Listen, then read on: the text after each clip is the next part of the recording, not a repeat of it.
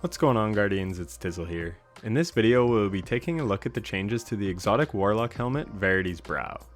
The exotic perk before the change stated energy weapon kills grant death throws, which provides a bonus to the damage of your grenades and grants you grenade energy.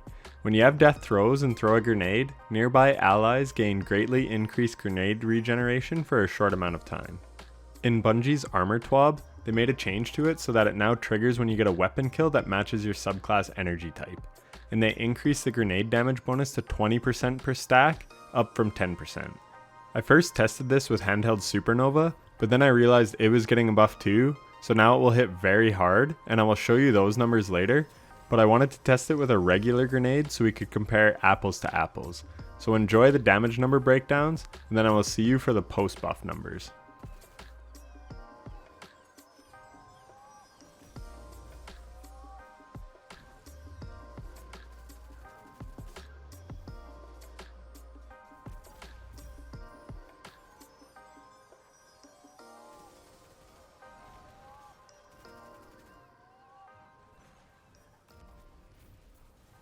So now that we have seen the damage numbers, we can see that the grenades do in fact gain 10% more damage for each stack of death throws. The first grenade hit for 19,731 damage, and the last one with 5 stacks hit for 29,596 damage. If you do the math, you can see that is exactly 50% more damage. Now we can test the grenade damage post buff. Again, Bungie said it would scale up by 20%, so by that logic, at 5 stacks, it should be hitting for 100% more damage, which would equal 39,462. But before we break down the damage numbers, I think the thing everyone wanted to know is, does this mean that heavy weapons that match our energy type can give us stacks of death throws? So let's look at that first. First, here's a clip of me using a falling guillotine void sword before the change. I have a void subclass on, and as you can see, I don't gain any stacks of death throws. Again, this was before the update. Now, let us try an attack with the sword again and see if we gain death throws. So here, you can see I get 1 stack of death throws with a void energy weapon kill. I then swap to my void sword and get 2 more kills, and it goes to death throws times 3. So heavy weapons can now grant death throws. Before we go any further, let's look at the change to the exotic helmet. The exotic perk now states weapon final blows with a damage type matching your subclass energy grant death throws, which provides a grenade damage bonus and grants you grenade energy. When you have death throws and throw a grenade, nearby allies gain greatly increased grenade regeneration for a short time. So now we know as long as your weapons are matching your subclass energy type, then they will grant you stacks of death throws. So now, let us break down the grenade damage numbers. Once again, the grenade at base hits for 19,731 damage with 199 more splash damage. I will now let you see the rest of the grenade damage numbers so you can see how they scale. It now goes up 20% at a time, up to 5 stacks for a total of 100% more damage. So as we predicted, at 5 stacks of death throws, we're hitting 39,461 damage with our grenade.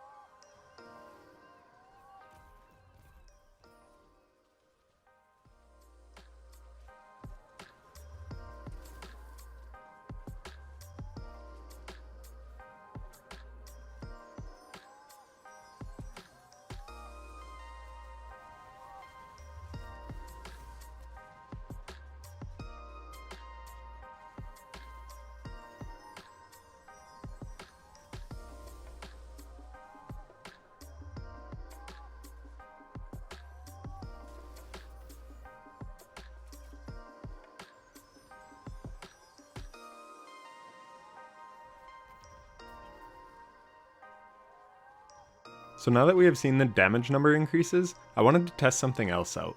I really liked to run this exotic in GMs with stasis. Most people ran Eye of Another World, but I found this one to be better. So when I heard about the changes, I was a little bummed out.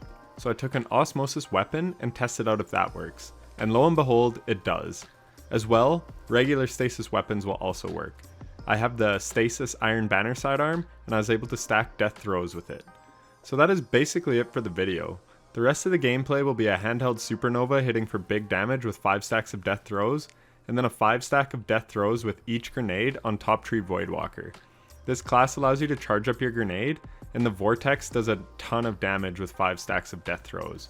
Overall, I would definitely call this change to Verity's Brow a buff. I used this a lot before and was sad it was getting hit, but now that I have played with it, I feel it has some really strong potential. The obvious big downside is in things like Grandmasters or Solo Master Lost sectors, you can't often match element types. You have to have variety in your loadouts to deal with different shields. So that is the biggest downside to the change. But this is certainly a very strong exotic, and will have a lot of uses in things like raids, gambit, etc. Anything where matching shields aren't a hindrance really. But that is it for the video. If it helped you out, then a like would be greatly appreciated. And if you want to see more content like this, be sure to subscribe and hit the bell so you don't miss any future uploads. Take care, Guardians.